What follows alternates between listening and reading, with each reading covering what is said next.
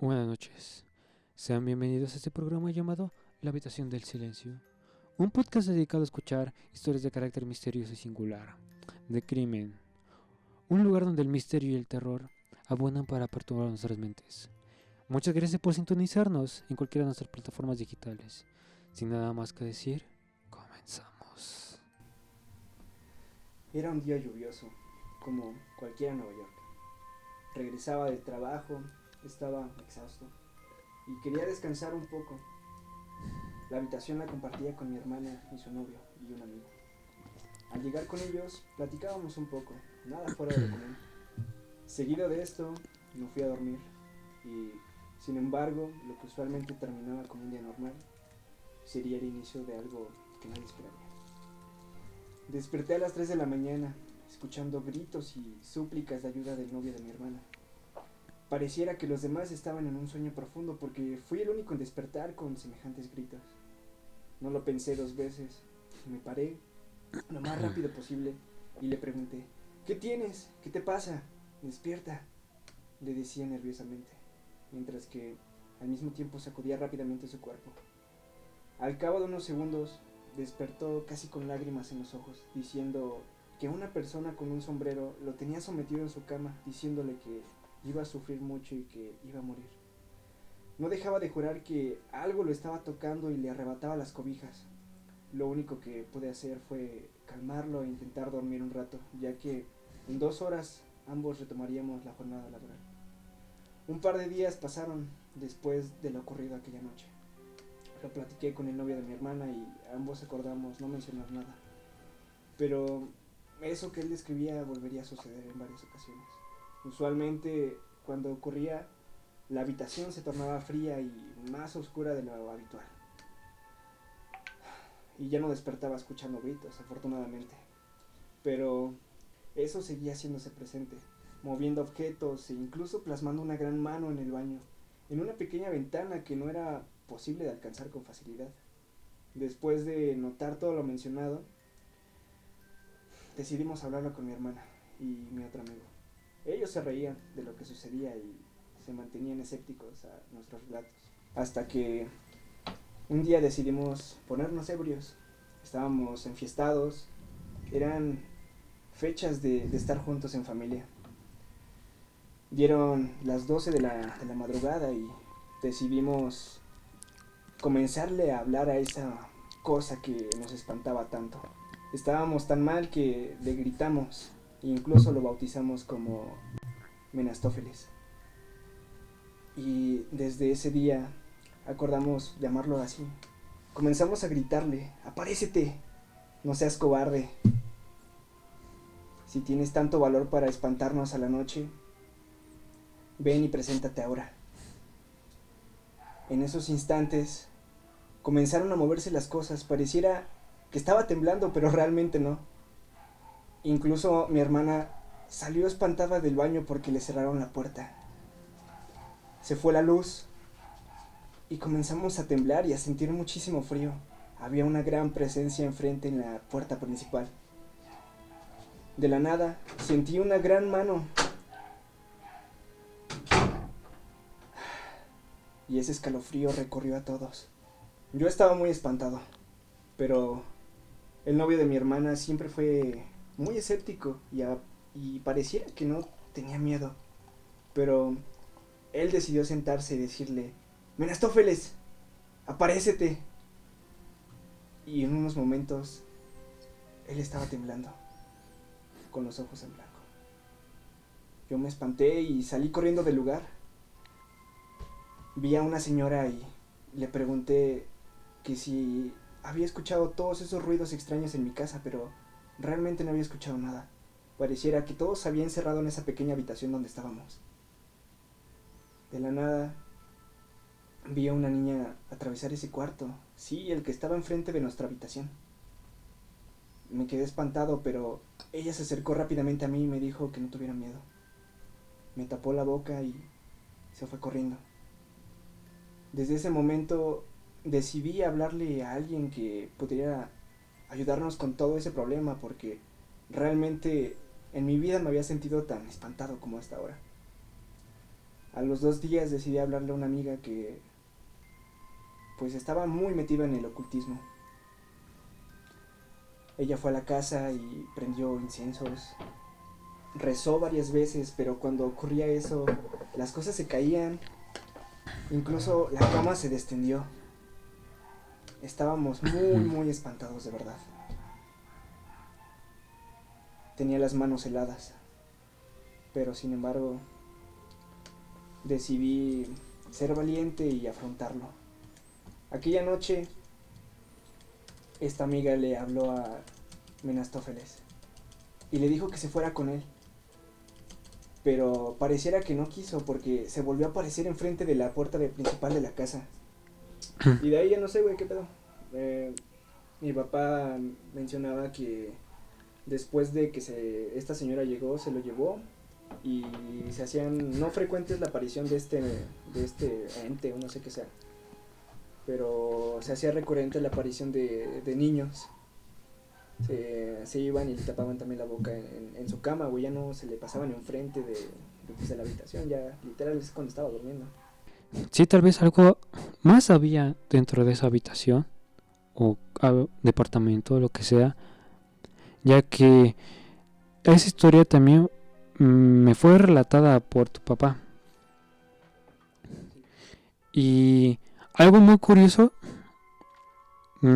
ustedes televidentes o los que nos están sintonizando, denos por favor su opinión de que en esa historia, muy curiosamente, cuando la señora se llevó todo eso, recuerdo que tu papá dijo que habían pasado como 2-3 días normales, pero una noche él se despertó y le dijo se despertó de golpe y vio a un niño tapándole la boca. Aparte del niño que se le había aparecido en el pasillo, ¿no? Sí, exacto, porque él describió que no era el mismo niño que se le había aparecido, que era otro niño. Y recuerdo que tu papá intentaba decirle, no voy a gritar, ¿en qué te ayudo? Dime cómo te puedo ayudar. Y le empezó a preguntar, estoy contigo, ¿cómo te puedo ayudar? Y el niño, me recuerdo que tu papá se quedó blanco de contarlo, de que dijo de que el niño le quitó la mano de la boca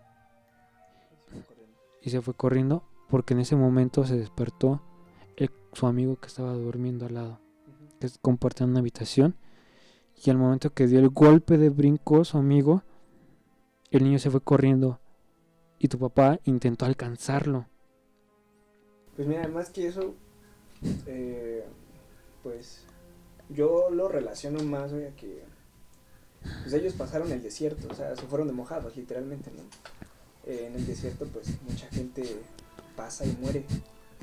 Y también incluso se quedan a acampar ahí. Entonces, todo lo bueno o malo que se queda ahí, la energía, vibra, no sé, lo que como ustedes le llamen, pues a veces se queda junto a uno y te la arrastra, güey, te la llevas. Entonces, las veces que mi papá se quedó ahí, me contaba que pues era muy normal, pero como a los 2 meses empezaban a hacerse las apariciones. Y lo asemejaba mucho a eso de que muchas veces, estando acampando en el desierto, les contaban esas historias de que muchas veces había niños o personas que pues, se apegaban a estas personas con tal de, pues no sé, cumplir el sueño de llegar al otro lado y pues ellos no saben que están muertos, no sé, ¿no? Sí, tengo entendido que se quedan como en ese bucle de que no saben de si están vivos o están muertos, pero aún tienen esa idea de llegar, y si ven a alguien con la capacidad de llegar, como que ellos saben, de que saben que van a llegar esas personas y se van con ellos, con tal de solo llegar a ese lugar. Es lo que he escuchado en varias historias, que se van ahora así como de inmigrantes o mojados o como normalmente se le dice, pero fue muy intenso esa historia, porque yo recuerdo que tu papá estaba hasta temblando porque es una experiencia muy fuerte, ya que no sé, hay varias personas escépticas que dicen que eso no existe y es pues sí razonable, no tolerable, perdón, razonable, porque todos tenemos diferentes maneras de pensar. Pero, ¿tú qué piensas, Gabo?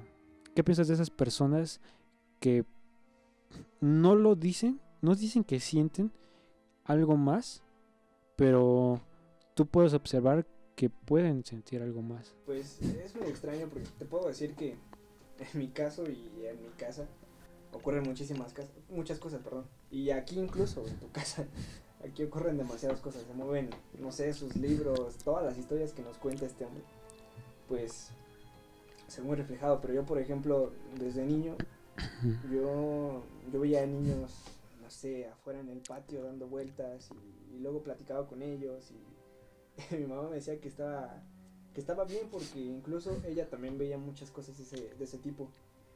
Y pues mi papá, pues no se diga. Entonces, incluso tengo varias anécdotas que pues me voy a reservar porque es material para otra ocasión. Hay cierta parte de mí que pues es sensible y no te puedo decir así con exactitud, güey, qué es lo que pienso de estas personas, porque es una energía muy rara, ¿sabes? Hay veces que muchas personas te dicen, es que tú eres un ser de luz y atraes a todas esas cosas. Entonces, es muy complicado, bueno, o por lo menos ahorita no te puedo describir así con exactitud ese concepto, porque va más allá de nuestro conocimiento.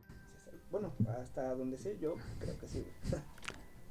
Efectivamente. De hecho, es muy curioso, ya que tengo una historia, no la voy a spoilear, pero es muy buena, de una buena amiga que se llama Carla, que nos ayudó, de hecho, mucho a hacer este podcast, sobre que ella es muy sensible. De hecho, como tú dijiste, como tú y yo somos sensibles para estas cosas, aunque no nos demos cuenta. Ella sí es sensible, pero ella sí los ve. ¿Sí me explico? Ella tiene historias de... Una cosa es sentirlo, pero otra cosa es sentirlos y verlos, ¿no? Ajá, porque hay que dividirlos como dos tipos de personas. Yo lo pienso. Por ejemplo, tú somos, ahora sí que hablando un poco más de barrio, de que somos los sensibles estúpidos. Ya que, por ejemplo, un ejemplo común, La Llorona. Tú no has escuchado La Llorona. Pero, por ejemplo, aquí en su casa, escuchas a una mujer gritando que hay que desmentir algo. La Llorona nunca dice, ay, mis hijos. Solo escuchas a una señora gritando horriblemente, muy horriblemente. Incluso no sé si te ha pasado que cuando pasa eso, o bueno, muy curiosamente a mí las 2-3 veces que la he escuchado, estaba escuchando música con audífonos y se pasa, o sea, literal hay como estática, es muy raro. Sí, como que hay como 1 o 2 segundos de que como se traba lo que estás viendo o escuchando. En las películas, ¿eh? Sí, y te das la oportunidad de escuchar eso. Y es muy curioso. No sé si a algunos de ustedes les ha pasado, pero por ejemplo aquí somos de los estúpidos. Se los puedo decir completamente. Porque nos ha tocado escuchar La Llorona, pero no sabemos qué es La Llorona. Ya que escuchamos, por ejemplo, en mi caso, personalmente voy a decir que yo sí la escuché, pero yo llamé a la policía porque pensé que estaban secuestrando o matando a una mujer. Ya que pues México es un lugar de mucha delincuencia, y más en el Estado de México, como sabrán todos ustedes. Así que yo escuché a una señora gritar horriblemente, pero la escuché muy alto, o sea, casi afuera de mi casa. Llamé a una patrulla que obviamente nunca llegó, porque si no la escucharía, y me fijé. Y al día siguiente que empecé a contar historia con mi familia, con personas, por ejemplo, mi madre, tías, tíos, que tienen más experiencia en estas cosas, o que no solo en estas cosas, sino tienen más experiencia en la vida. Ellos me dicen que no fue una mujer, que ella fue La Llorona, que de hecho así se escucha, porque no sé si les ha pasado que cuando escuchas a ese, vamos a ponerle icono mexicano, latino, sí, latino, porque muchas personas, incluso que no son de Latinoamérica, lo han escuchado. Es un icono latino. Te queda en ese mood de miedo, no sabes qué hacer, qué será eso. Te preguntas muchas cosas en vez de, por ejemplo, un mexicano que está acostumbrado a escuchar balazos. Lamentablemente es de, bueno, pues se oyen balazos, ni modo, me meto a mi casa. Si me explico, porque son como esas reglas no escritas. ¿Tú qué piensas?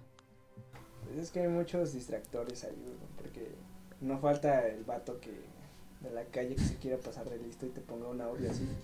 Tú lo has visto y lo han visto en redes Exactamente. sociales. Ya saben, desmentido. La verdad, no sabemos si ese grito realmente proviene del más allá, no sé. El punto aquí es que pues no sabemos con qué cosas tratamos, hay cosas que tampoco entendemos y pues eso tratamos de discutir en este momento, ¿no? También para dejarles algo que pensar hoy antes de que se vayan a dormir así como otros. Sí. Exactamente. Nuestra intención es ponerlos en esa intención de, ¿será verdad? ¿Será mentira? ¿Me ha pasado? ¿Me llegará a pasar? Nunca se sabe. El propósito de este programa pues es meramente compartir nuestras historias, nuestras vivencias. No quiero llamarle, como ya dijo Héctor, historias de terror, lo que ustedes quieran. Son vivencias que pues al fin de cuentas nos suceden, si bien individualmente o tal vez con alguien más, y a veces es difícil de describir o de creer. Pues precisamente para eso es este programa. Así que si tienen una buena historia, quieren contarlas, incluso si quieren venir aquí y echar la plática con nosotros, pues es bien recibido, ¿no? El propósito de este programa es preguntarse, ¿ha pasado? ¿Es real? ¿Es mentira? ¿Me llegará a pasar? Nunca se sabe. Así que este programa principalmente es sobre dudas y sobre preguntas existenciales, sobre qué habrá después o qué podemos percibir mejor. Sí, muchas veces no podemos darle respuesta a todo. Igual tratar de llegar a un consenso en lo que ustedes quieran. Aquí solamente es pasarla bien, contar esas historias y pues que no se queden ahí porque muchas son muy buenas, ¿no? Y son historias que se van a pasar generación a generación, como lo verán en los siguientes programas. Así que si tienen esas historias de las que cuando cuentas sientes algo en el estómago, mándenlas a este programa y nosotros las escribiremos, o si tienen audios las pondremos y serán contadas aquí en este programa. Así que háganlo.